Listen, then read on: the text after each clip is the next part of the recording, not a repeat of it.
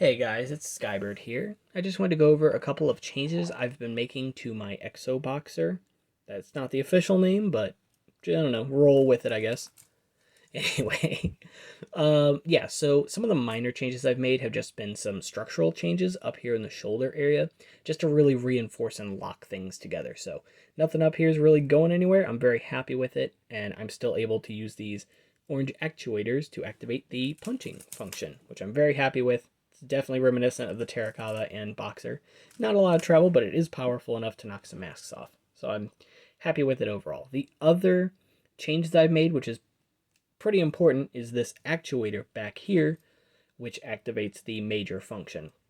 So you'll see this lift arm right here, my thumb moves. There we go. And what happens is when you actually push that actuator in, that lift arm starts to move back. But it also, if you look down here, starts to move up as well. And what that does is it pushes up this gray assembly as well as moving this back end of the lift arm out of the way. And once it gets past a certain point, you'll hear it click, just like that. And these rubber bands inside will pull the whole assembly back, which will pull this down. And yeah, that opens the inside up so that you can fit any Tohunga or Mctoran that isn't wearing a Akaku inside. Sadly, this lift arm here interferes with the Akaku. Oop, almost knocked that off my desk. And so you can't use that. But all of the other masks fit. I've tested them, so I'm very happy with it overall. And hey, 1 out of 12 isn't too bad, right? If you wanted to leave these off, though, to be able to fit the Akaku, you more than... I mean, yeah, you totally could. Or use different lift arms that only, go out to the side or something. Who knows? Anyway, maybe even hinge pieces. I don't know. I'm thinking as I'm recording. But yeah, so you see that that's how that opens up. Besides that, he's actually in there really stably too once... Or stable, that's not a good word to use. But yeah, once this is closed up, you'll see that this piece here actually closes behind that seat. And it leaves a one space gap that holds that body in place really snug. So like once he's in there, he's not really going anywhere. It also kind of self-aligns him just a little bit. It's not going to fix every, super far tilt. I'm using terrible English today. This is great. All right. So yeah, those are basically the major changes I've made to this so far. If you guys want to see progress, on this design, go ahead and follow me on Instagram, which I will leave linked in the description below. I also threw a poll out on Instagram asking if people wanted to see either treads or legs for it. Treads just kind of eked out a little bit, so I did design a tread for it. It was a unicycle type tread, but I just wasn't very happy with the overall look of it. It was very wide and tall, but also not very stable. It's weird.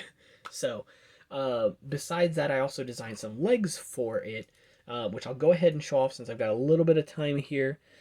These are not finished because I scrapped them, but you can see that there was a knee joint in here, so take that Exo-Toa. But besides that, also a very large leg here, which has a little bit of ankle articulation just side to side, just so you can kind of set it on flat ground, I guess, or what have you. And it was actually designed around this piece here. So it turns out this basketball hoop and this pulley piece fit together really well with a lot of friction too. So first of all, anybody who wants to use this design, feel free. I was kind of pleased with it when I found it. But the problem I have with it is it's just not great for Technic assemblies because this axle and these studs are the only connection points on the base end. So I was going to connect this to the body, this to here, and yeah, just kind of run with it. And at that point, we were talking about something that was this tall, which, I mean, yeah, you can barely see it. So just, I wasn't happy with the overall design there. So yeah, maybe I'll try and figure out some legs for it and maybe some different treads. So anyway, that's pretty much it for this one. Like I said, I will leave a link to my Instagram in the description below, as well as my Discord, where I have a ton of Rahi, so go ahead and come check them out. Besides that, if you want instructions for any of my Rahi or this when they come out, go ahead and check out my Gumroad, which I will also leave linked in the description. There's some free stuff on there too, so if you like getting some free PDFs, go ahead and check it out. But besides that, if you feel like helping out and donating, that's a good place to do it. Anyway, that's pretty much it for this one. Take care, guys.